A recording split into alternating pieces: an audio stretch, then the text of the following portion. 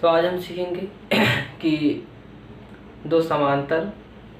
धारावाही चालक तार के कारण उत्पन्न बल, और उससे हम डिफाइन करेंगे कि एम्पियर की परिभाषा क्या होती है। ठीक है, इंग्लिश में कह सकते हैं कि force due to two parallel current carrying wire, यानी दो समांतर रखे धारावाही चालक तार होंगे और समांतर रखे धारावाही चालक तार के कारण हम क्या करेंगे कि फोर्स निकालेंगे कि ये इस पर कितना फोर्स लगाएगा और ये इस पर कितना फोर्स लगाएगा। मैंने कहा फिजिक्स है तो बहुत ज़्यादा कॉमेडी नहीं करेंगे, सीधा सीधा बात करेंगे और सोचेंगे, और सोच करके अगर आंसर आ जाता है तो आप फिजिक्स को एकदम फील कर रहे हैं। अगर आपको सोच करके समझ में नहीं आता है तो आप फिजिक्स को फील नहीं कर रहे हैं, बस ऐसा रट्टा मार ले रहे हैं। बट हमें तो फील करना है, तो फील करने के लिए आप क्या करेंगे, सोचेंगे और करेंगे। ठीक है, अब देखिए मैंने बताया कि force due to two parallel current carrying wire, यानी मान लेते हैं कि we have two parallel current carrying wire, यानी हमारे पास दो सीधे समांतर धारावाही चालक तार है। एक का नाम मैंने पी क्यू दिया, एक का नाम आर एस, और यह भी मान लिया कि इसमें करंट I1 फ्लो हो रहा है, यानी प्रवाहित हो रहा है, इसमें करंट I2 प्रवाहित हो रहा है, और ये कुछ एक दूसरे से, यानी कि it is placed distance between R, यानी एक दूसरे से आर डिस्टेंस पर प्लेस्ड है,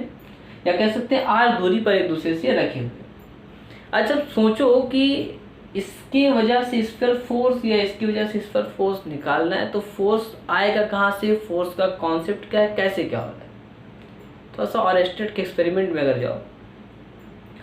तो आप सीखे थे ना कि एक चालक तार में जब धारा प्रवाहित कराएंगे तो ये अपने चारों ओर एक चुंबकीय क्षेत्र यानी मैग्नेटिक फील्ड बनाएगा।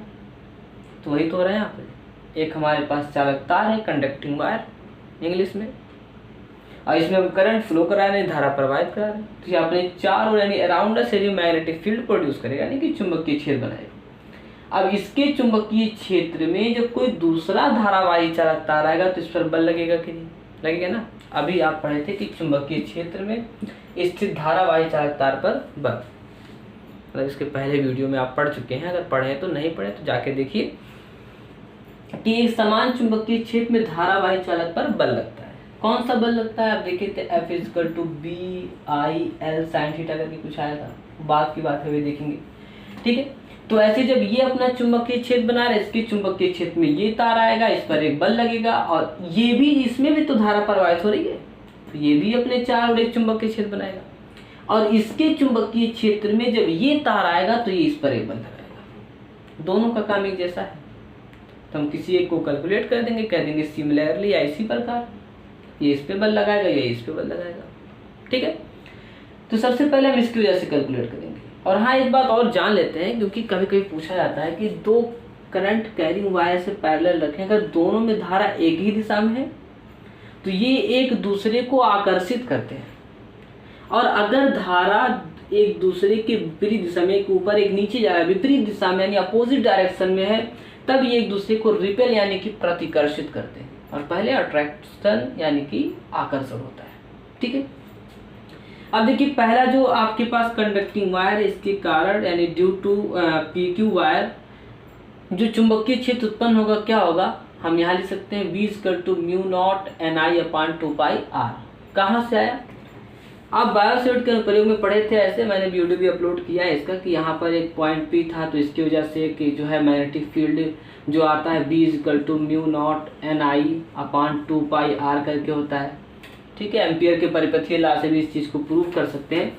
तो इसकी वजह से यानी सीधे धारावाही चालक तार, यानी कि हम कह सकते हैं कि स्ट्रेट करंट कैरिंग वायर है, तो उसकी वजह से magnetic field V equal to mu naught NI upon 2πr होता है।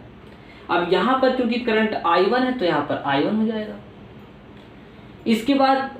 इसके मैग्नेटिक फील्ड में ये आ रहा है, तो इस पर जो फोर्स लगेगा F इक्वल टू बी किसका लेंगे हम,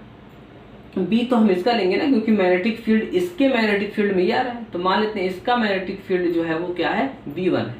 ठीक, तो इसका मैग्नेटिक फील्ड B1 हो गया। करंट किसका लेंगे, ये मैग्नेटिक फील्ड प्रोड्यूस कर रहा है, उत्पन्न कर रहा है, और ये करंट जो रख रहे हैं, मतलब ये जो तार रख रहे हैं इसका हम करंट लेंगे। क्यों, क्योंकि अरे भैया थोड़ा समझ लो, पिछले वीडियो में आपको जाना ही पड़ेगा, क्योंकि यहाँ पर देखिएगा अभी ऐसे पढ़े कि मैग्नेटिक फील्ड में एक करंट कैरिंग वायर था, इसमें जो है वो धारा प्रवाहित हुआ तो इस पर फोर्स लगा जाता है F equal to B I L sine theta. मैं ऐसे बस रिमाइंड करा रहा हूँ, ये करंट इसी का तो लिया गया था और चुंबकीय क्षेत्र भी इसका लिया गया था। तो वही बात हो रही ना कि चुंबकीय क्षेत्र हम इसका ले रहे हैं और करंट इसका लेंगे, तो B1 I2 और लेंथ जो दोनों का समान है तो BI1 I2 L sine theta हो जाएगा। ठीक है, थीटा जो है हम अभी कैलकुलेट नहीं कर सकते, बस ऐसे ही लेते हैं B1 I2 L, क्योंकि थीटा को भी परपेंडिकुलर मार के साइड में रखिए कि 1 है ये। ठीक है, अब यहाँ से अगर हम इक्वेशन फर्स्ट बना करके B1 की वैल्यूज पे पुट करें तो F इक्वल टू कुछ क्या आ जाएगा, म्यू नॉट N I1 अपान 2 पाई R, फिर यहाँ पर I2 और फिर यहाँ पर क्या हो जाएगा L, यानी F इक्वल टू आपका आ जाएगा mu naught N I1 I2 upon 2 pi R into L। यानी इस तार PQ के कारण, वायर PQ के कारण, ड्यू टू वायर PQ जो आपके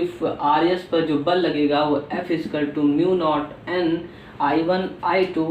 अपान 2 पाई R इंटू क्या होगा L हो जाएगा। ठीक है, इसी प्रकार सिमिलरली अगर हम चलें तो सेम आपको यही कहानी मिलेगी सिमिलरली कि ये इस पर जब फोर्स लगा तो इसका मैग्नेटिक फील्ड B2 अगर हम मान लें तो क्या मिलेगा, mu naught N I2 upon 2 pi R। ठीक है, mu naught N I2 upon 2 pi R मिलेगा और फिर फोर्स आपका क्या लगेगा F इक्वल टू, अब यहाँ पर B2 लेंगे, करंट अब हम इसका लेंगे I1 और लेंथ तो वही है तो आपका B2 की वैल्यू पुट करेंगे म्यू नॉट N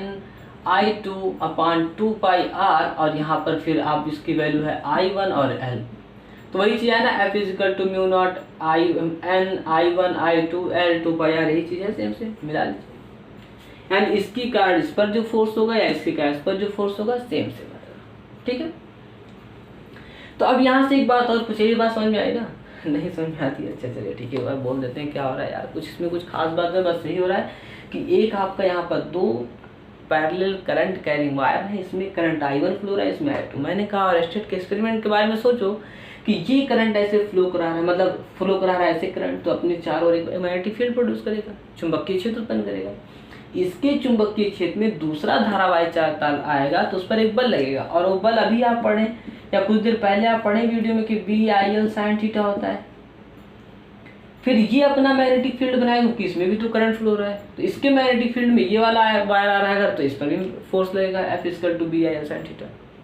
अब बात ये थी कि इन करंट कैरिंग वायर के कारण जो मैग्नेटिक फील्ड यानी चुंबकीय क्षेत्र होता है वो क्या होता है, तो चुंबकीय क्षेत्र सीधे धारावाही चालक तार के कारण mu naught N I upon 2 pi R होता है, वही वैल्यू बस पुट कर देंगे। अब ये आपके दिमाग में होना चाहिए कि हम मैग्नेटिक फील्ड इसका लेंगे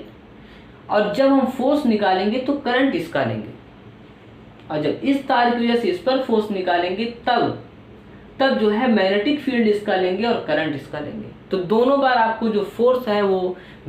F is equal to mu naught N I1 I2 upon 2 pi R into L आएगा। ठीक है, मैं थोड़ा सा इरेज करता हूँ इसको, इसके बाद देखिए आप नोट कर सकते हैं इसको। यहाँ से अगर मैं ऐसे लिखूँ कि F is equal to mu naught I1 I2 upon 2, sorry N भी था, नंबर ऑफ N, और I1 I2 upon 2 pi R into L को नीचे लेके आऊँ, F upon L is equal to mu naught, और करंट को सेम कर दूँ यानी I1 बराबर कर दूँ I2 के, तो यहाँ पर क्या हो जाएगा I स्क्वायर हो जाएगा। ठीक है, या I1 बराबर I2 इक्वल टू I कर दूँ मैं, यानी I1 भी I के बराबर है, I2 भी I के बराबर है, तो यहाँ पर I का क्या होगा स्क्वायर हो जाएगा, यहाँ 2 पाई R। ठीक है, अब ये मान लिया जाए कि जो आपका करंट है, ठीक है, वो दोनों तार जो है करंट 1 एम्पियर का करंट है, यानी I इक्वल टू 1 एम्पियर, तार आपके 1 मीटर की दूरी पर यानी 1 मीटर के डिस्टेंस पे रखे हैं। ठीक है, तो 1 मीटर के डिस्टेंस पे रखे हैं और ये आपका यहाँ पर 1 एम्पियर का करंट फ्लो रहा है, तो और ये लंबाई जो है एकांक लंबाई में अगर हम ले यानी L is equal to 1 metre ले लें, तो यहाँ पर क्या आ जाएगा F अपान L की वैल्यू 1 करेंगे, F ही बचेगा, इसको ऐसे भी प्रत्येकांक लंबाई पर यूनिट लेंथ